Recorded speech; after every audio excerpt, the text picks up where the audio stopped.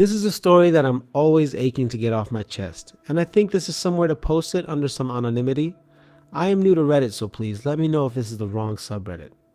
Anyone who wants to read more about this can DM me for articles or proof, as this story is not over. To start, I am a teenage female. I had my own apartment for the first time, having recently moved to a new city to study. I quickly made friends with a group of fun but somewhat troubled teenagers that spent their days loitering at a local coffee shop. One girl I met in particular is who the story is about.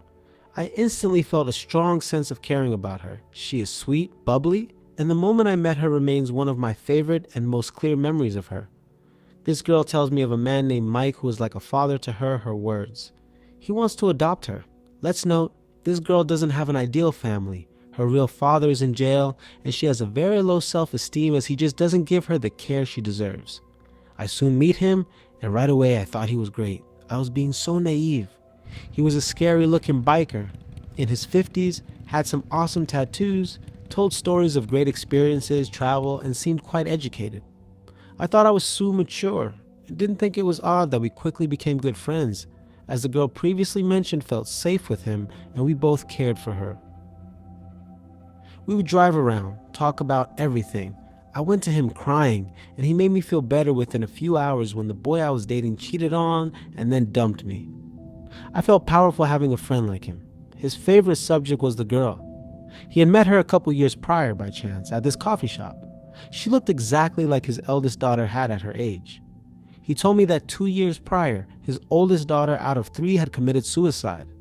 The girl had filled a void. I felt for him and understood. A few months pass and the girl is staying with him. She is soon to be the legal adoption age, when she can choose to be adopted by him, and he is getting more and more excited.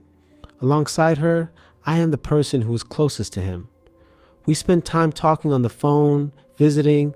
I sleep at his house. I hang out with the girl and am teaching her how to drive. Mike was like a father to me in this new town. He watches out for me. He tells me I am important to him like the girl is. He would do anything for me. Some of the things he does for me includes letting me leave a project car in his yard, buying parts for it and helping me work on it, and aggressively confronting a boy who took advantage of me while I was intoxicated. Sorry for the huge setup, but it needs to be understood that I trust and look up to Mike with everything I have. 6 months after meeting him, this girl turns of age to be adopted. I am now staying in a nearby town, not seeing them as much but still visiting on weekends. I get a call and he is thrilled to tell me she has asked to be adopted by him and he wants to have a big party. I am excited and congratulate him. The last time I saw the girl was a few days before this, and just as our first meeting is vivid in my memory, so is our last goodbye. A few days later I hear she has been reported missing and Mike is gone, ignoring my texts and eventually deleting his social media. Everyone is in a panic. This girl is adored by everyone and is as innocent as they come. This is the start of 2 months of major anxiety and guilt and hurt that Mike had left me. I thought he was there for me. For some reason I still don't think he would do anything to hurt her. He loved her and protected her. Until a couple weeks later on Facebook, I see a comment on one of the articles the police are now searching for Mike, wanting to question him although he is not a suspect. A girl has commented, "I am Mike's daughter. Can someone please get me in touch with the family immediately? He is dangerous. I do not believe she is safe if she is with him." WTF, I message her right away, give her the girl's grandmother's number, and ask her what she means by, "He's dangerous." As we talk, I learn about a few things. He never had 3 daughters, only 2. This girl I am talking to is the oldest. When she was a child, he abused her, and the girl who I care about so much is a spitting image of his real daughter when she was a teenager. They had had a falling out 2 years prior to the time of his oldest daughter's suicide. I also learned that the girl certainly had not wanted to be adopted. She had thought this was too much, however. She was being groomed and enjoyed the gifts, someone who would give her whatever she wanted, a father figure while hers was not around. I suddenly am thinking about all the red flags. How could I have been so stupid? He had talked about his time in the Angels. He had put a man in the hospital shortly before I met him after a bar argument. He spent his days hanging around this coffee shop with teenagers. I have experiences with creepy and dangerous men of all ages. He totally had me fooled. I think of the times he told me he cared about me as he did her. The times he picked me up drunk from parties, drank at my house, I slept at his house. Never once did he do or say anything inappropriate, but he had always been overly protective. The police and news reporters are calling me almost daily, asking me what I know about him, asking for all these details. I ignore the reporters, fearing he will see me on TV. He is eventually found, questioned, and released. Not a suspect. He disappeared again, and I never spoke with him. 2 months after this sweet girl disappeared, her remains were found, and the case was ruled a homicide. That was a year ago. Since then, there have been no real leads, and police have shared very little. I have not heard from Mike. There has been plenty of speculation and a few wild theories. I do not want to believe he was involved, and he has not been arrested or formally named a suspect, but many people think he probably was. He lied about so many things that I later learned the truth from his real daughter, and I cannot explain all of it here. I still wonder where he is. I wonder whether I will be going about my day one afternoon and suddenly see him again. Part of me still refuses to believe he could ever harm me, while another part asks, could it have been me who was found? Even worse is the guilt I carry. I was around him constantly, and I spent time with both of them, so why did I not step in? I am truly sorry. So, old man, let's not meet again, even though I do miss you sometimes. That is what conflict feels like. I also realized I was not as anonymous as I thought. An article about my friend is already in the comments, and a search of her name will bring up more. I doubt he will find this post, but if reporters contact me again or anything comes from me posting it, I will have to remove it. Still, this is my confession. It needed to be said, and I hope I can keep some privacy. This story is by far not as crazy as other stories on here, but I think it fits. This happened several years ago, I think 2009 or 2010. One summer evening, I hung out with a girlfriend for the day at her house. I ended up leaving around 10 or 11 p.m., so it was quite dark out. Before I drove off, though, my girlfriend hung out with me in my car for a few minutes. Now, my car was an early 90s Dodge or Pontiac sedan. It did not have automatic locks. When my girlfriend stepped out of my car, she did not lock the door again. I drove off, and instead of taking the back road home like I usually did, I decided to take the main road.